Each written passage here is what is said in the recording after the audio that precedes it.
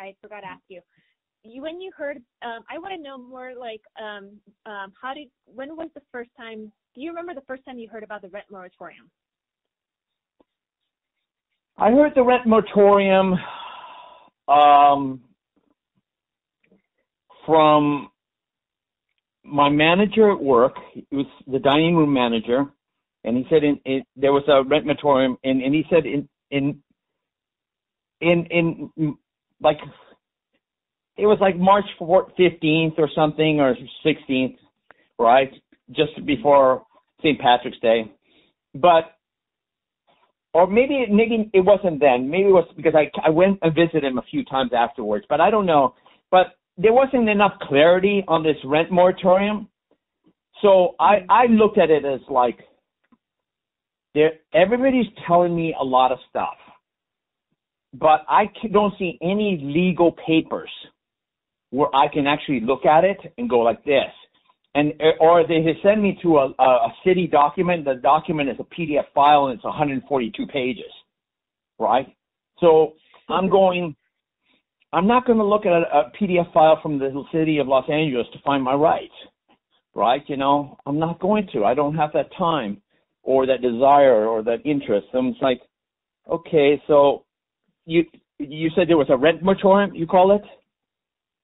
Right? That's what you're talking to, right? I was thinking it doesn't really exist because I can't find a single source where I can actually see a quotation from a legal document, right? So this doesn't exist for me. So I was like, okay, I have to pay rent. And then people saying, Alex, you could have not paid rent for, April, May, June, And I was like, can't take a chance on what people are telling me, I mean, you can wish and hope, right? But I live on facts, right? And my landlord lives on facts, right? So it's like, okay. And I guess when I got the only thing that made me happy about COVID-19, I was smart enough to realize, I think it was like, my last day was Friday the 13th. By Saturday, the next day, I didn't work. I wasn't scheduled to work. And I got officially laid off like St. Patrick's Day. That's when I knew I was bad, right? But I knew it was kind of sort of bad, and I'm thinking, okay, you know what, Alex?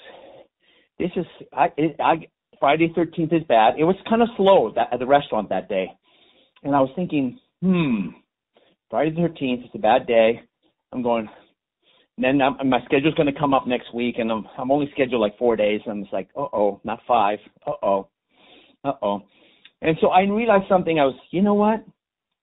I better ask the church for help from their care fund, CARE fund. And so on that Sunday, I went to the church, and it was beginning before the mayor, shut all the restaurants down on March 16th. But I told the church, I was like, I need a loan. And he goes, from the care fund, he goes, Alex, it's not a loan, it's a gift. I goes, I need it. And he goes, give me 5 good reasons why you need that loan. And I told him, and I sent those reasons by email to the church elder and the pastor or whatever. I goes, okay. He goes, so the pastor's going to look at it, and so are the elders of the church, because we're a Christian church. And he goes, how much do you want? I goes, well, I asked for the care fund about 10, 12 years ago, and I asked for $1,200. But this time I'll ask for $1,100. And one of the church elders who hated me was like, no. And another church elder was like, hated me. He goes, no. Right? So I one of the church elders who liked me, he goes, his name is Kelly. It's a guy. He goes, you know what, Alex, I know you are suffering. I know this is a rent control issue with you. You're having problems with paying the rent because, you're not working so much, et cetera. And you think this COVID-19 is going to be more serious than we think. I goes, okay. You're the first person to ask in the church for help. Very first. Right? So you are the head of the line. And I goes, okay. so you're going to pull for me? He goes, yes, I'm Kelly. I'm a church elder. I'll pull for you. I'm going to convince, the other two church elders who hate your guts, basically, because, I'm just a brash kind of 50s guy, Mm-hmm. and it's like, who's, I'm not, I don't know. I guess I hate my guts because I'm not so old school like they are, right? And I'm like, I'm even though I'm old, I'm not old school, right? So I was like, okay. And then it's like, so they approved my funds and goes, on March 18th, I got $1,100 from the church, my Christian church. It's like, yeah. And then things became a lot worse. And then it's like, fine. And then our church closed. And then, our church reopened on June 14th and closed July 14th. We kept the 6 feet apart, but whatever. So, it's been horrible for religious churches, and Christians, and it's not bringing people together. It's tearing them apart. I get on the buses, on the blue buses. I have all these women in their 40s and 50s saying, put your mask up, put your mask up. I go, lady, I'm putting it just below my nose. She goes, no. I go, God. I have mask Nazis, the nuts, they're being Nazis about the mask. I was like, this is ridiculous, I was like, but our church enforced it as well, the month it was open, right? So it's like, and I'm going, and it's not, what really doesn't help there is, like, what happens to the people that have breathing problems and they have to wear the mask? Really? What about people with deviated septums, like I do, that never got fixed? Right? I need deviated septum surgery. So it really affects me. So you're seeing people, like I'm going to and goes, Alex, look at all these people in their 50s, 60s, and 70s wearing the mask. And why do you have such an issue with it? Oh, because you have a deviated septum. But it's such a popular thing. There's thousands, multi-thousands of people have deviated septums and have breathing problems because of it, whether they broke their nose many years ago or whatever, or whatever. And and you can get the surgery, but a lot of times it's, you're just like, well, nobody's going to spend the $2,000 to $4,000 on the surgery, and maybe it's not covered by your medical, or people are afraid of the surgeries. And I was afraid of the surgery a long time ago, so I said, forget about it. I'll live through my mouth breathing. I'll live through the fact that if I close one nostril and it sounds terrible, and I close another one, it sounds terrible. I was like, but what about all these thousands and thousands and thousands of people have deviated symptoms? They're having a problem with the mask. And that's an unspoken problem right now. I'm sure that in LA there's at least 100,000 people with a deviated septum and being affected by the mask use. Does anybody care? No.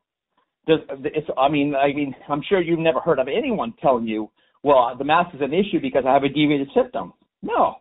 I've heard one instance, like I can't remember exactly what the problem was, but she had some medical condition that because of that she cannot wear the mask, and so the work where she was working, right, she was required to wear a mask, but there is an exemption, I guess, for like certain people with certain situations or whatever reasons why they cannot wear masks. So they were trying to figure out if she could wear like a what do you call it, a face shield?